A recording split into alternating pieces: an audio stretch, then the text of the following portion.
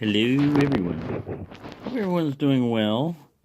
This is a Saturday, and it's the weekends before Christmas, so it's a 4-day weekend for me. And one of my purchases recently, I got some interesting locks, and like I commented to someone on one of my videos, I said it's funny how it's the least interesting lock I thought of the batch turned out to be the most interesting, because I thought this one was just a simple warded padlock, but it isn't. And I looked on eBay and I found some more. I found some new old stock ones with the package, little box and everything.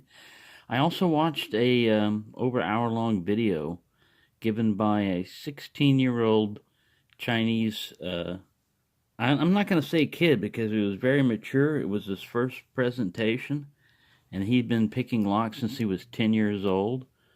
And he knows Chinese and stuff. I guess he lived in China. And he said that most of the locks that we see in America are what we think they are. They're junk. They're Chinese junk. But they do have a lot of internal locks that don't leave the company that are really good. That are, like ASA Abloy Protect 2 Plus type of level of security. And anyways, it was a very interesting video. He didn't cover this. And this is kind of like our buddy Paul Springett. If you haven't gone over to his channel and seen it or anything, you should, because he does one of his nicknames. And that's one of my nicknames I got in the military was Madman. If you're kind of crazy or different or whatever, I'm not saying that Paul's crazy, but he has another nickname of Crank. So anyways, he got a nickname of the Dissector by someone, and I think that's pretty good because he'll take locks apart and he'll show step by step what they are. I've done that before. And I'm going to do that to this one because, like I said, I have other padlocks coming in that are just like this. And it's too much of a mystery for me. I can sit here. What I've done, I've taken this little light that John McCormick sent me, and I have opened up the lock, and I've looked in the mechanism, and I've seen what happens when you... Let me see if I can zoom this guy in. I've seen what happens when you close the lock. Now he's got to focus. Get your ass to focusing. There you go. You've got to get it just right, but you can see that these little springs come back out right there. I didn't know I had that light on. These little springs come back out, and this bigger one, it's like a double wide cut back here. I think that's the actual locking pawl and everything. You can't seem to just manipulate it without any of these other ones. And then they use part of the laminate body to make kind of like wards. So it's kind of like a warded spring. It's not a disc detainer. It's not a pin tumbler. It's not a wafer lock. It doesn't appear to be a warded lock. It's kind of a hybrid of everything. And it may be something as simple. I don't think you could even grind down a key like you would on a warded lock and get this thing to operate. I don't think, like this is that double wide one or around that area. I don't think you could just flatten out everything else and just turn that and have that work. But that might be a possibility. Also in that video, that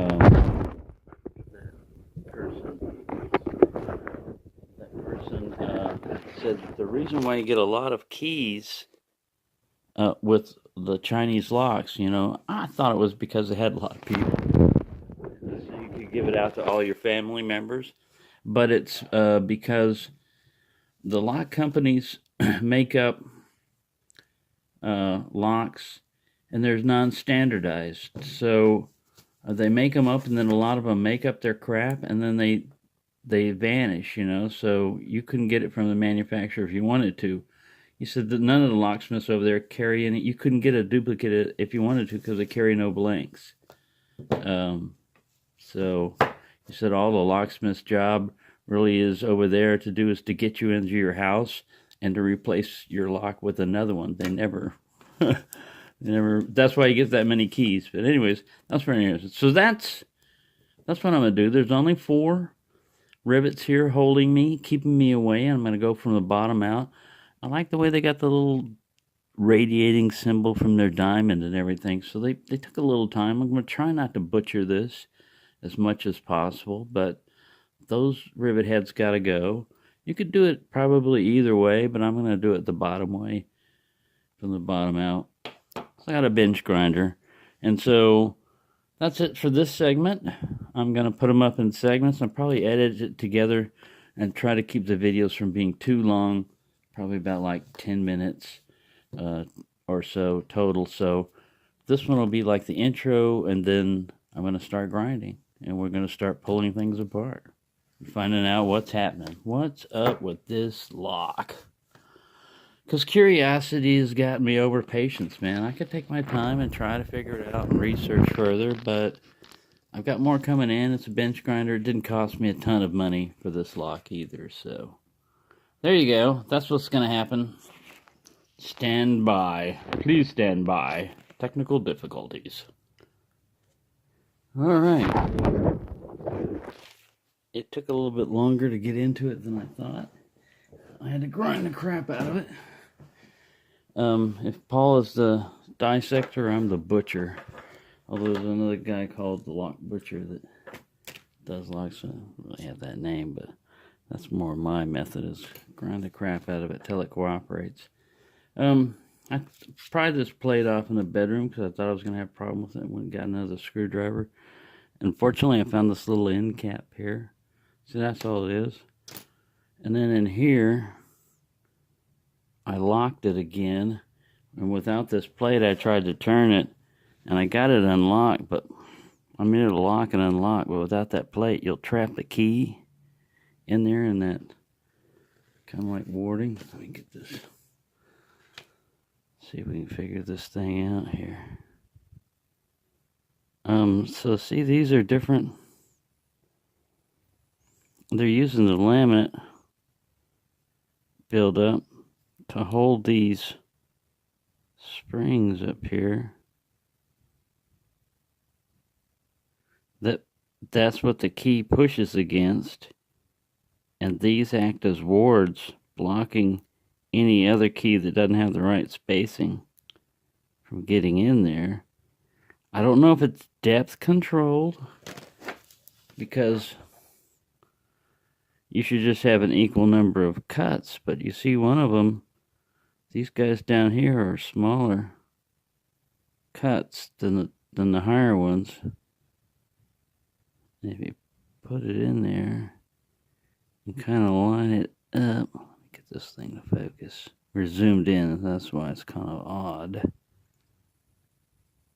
When you get it lined up just right, this thing turns. There's no core in here. And you see that big solid thing up there?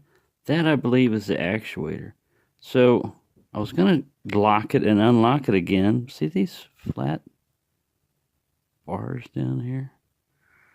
If I take it apart, laminate by laminate, I'm not sure if I'm going to be able to get it back together again. And they're not coming apart. It's not a master lock. It's almost like an interlocking type of thing. They're not coming apart easy. I would have to grind down here. I tried to punch them out, but I don't have a real good punch. I'm not making any progress. I don't think if I grind this side, it's going to help any either.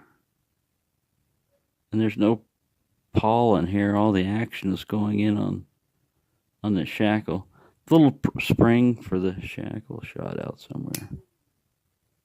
It's the only thing that's missing now is that spring. But yeah, it's a very odd design. So we're approaching 10 minutes. I don't know if I should go further with this. It's like I said, it still works. Oops. I've got it into the locking thing. Now we're going to have to figure it out. See, I got it locking beyond the shackle, and it doesn't want to come up. So let me zoom back out. Put the key in here. Put it about where I think it needs to go.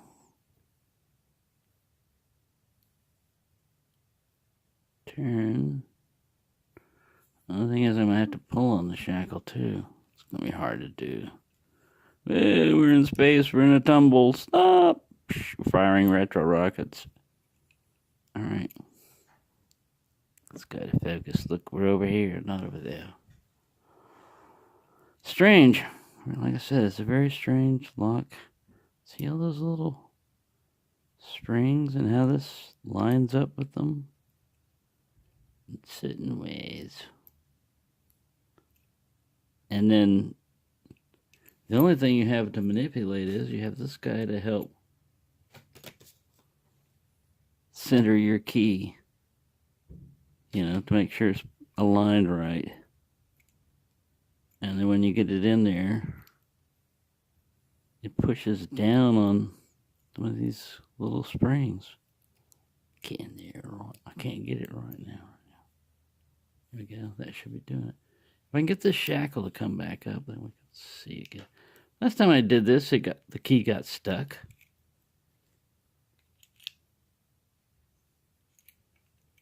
I don't remember which way it was oriented now. I remember the shackle popped up over here and the key was like this. Thusly.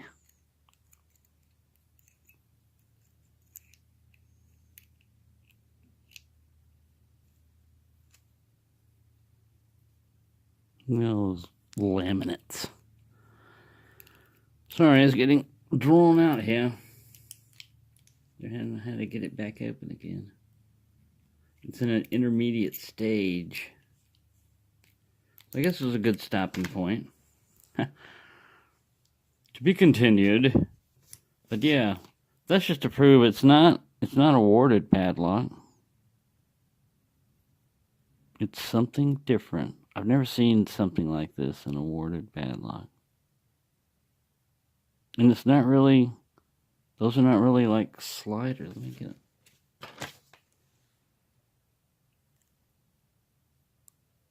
They compress in. Oh, look at that. There's more down here. To give them tension. See how they push? Get over here. Your key pushes back on this. And it does that. You can't just get a flat piece of metal and go in there because these other things are in your way. The laminates. So that acts kind of like a ward. But these are not pins. These are not wafers. They're not sliders. They're not just tumblers. I tried manipulating that thing. I think that's the one that does the actuator. But when I was watching it, like I said, I was watching it when it was closed. Open. And then I looked through the keyway with a little light. I couldn't see as much as this. And I would see things move. And these little springs popped up.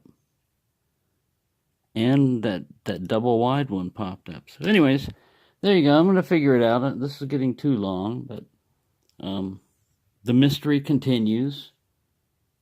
But yeah, sometimes your most interesting locks are going to be the ones you think you've already got a preconceived idea. This is what it is, you know. Oh, I've seen that type before.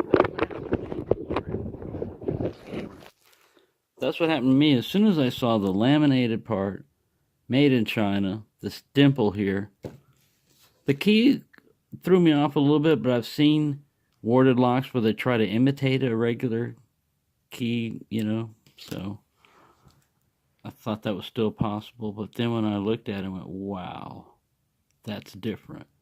And that's what I like. Different locks. Different kind of locks. So thank you for watching. And I will continue this further when I figure out more.